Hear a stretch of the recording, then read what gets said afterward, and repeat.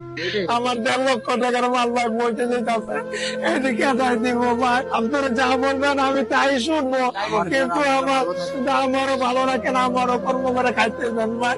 এই 1.5 লক্ষ টাকা আমি কই পাবো ভাই, আমাকে বলেন ভাই। এই 1.5 লক্ষ টাকা মাল ভাই বইতে গেলে আমারে কে দিব ভাই? এই 1.5 লক্ষ টাকা কে দিব ভাই?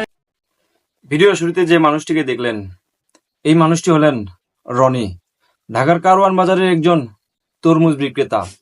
তার অন্যান্য বিক্রয়ের কৌশল এবং মজাদার উপস্থাপনা টিকটকে রাতারাতি তাকে তারকায় পরিণত করেছেন। রনির এই কিরে ওই কিরে মধু মধু রসমালাই, তার এই ডায়লগটি সামাজিক মাধ্যমে ব্যাপক জনপ্রিয়তা পেয়েছে, যা তাকে ভাইরাল করেছে। কিন্তু এই জনপ্রিয়তায় রনির জন্য বিপত্তি ডেকে এনেছে। ভিডিও করতে আসা মানুষের ভিড়ে আসল ক্রেতা তরমুজ কিনতে পারছেন না, ফলে তার ব্যবসায় ব্যাহত হচ্ছে। এই পরিস্থিতিতে রনি মানসিক চাপে ভেঙে পড়েছেন এবং কান্নায় ভেঙে পড়েছেন। রনির এই অবস্থায় আমাদের উচিত তার প্রতি সম্মান প্রদর্শন করে এবং তার ব্যবসায় পরিচালনায় সহায়তা করে, যাতে তিনি স্বাভাবিক জীবনে ফিরে আসতে পারেন।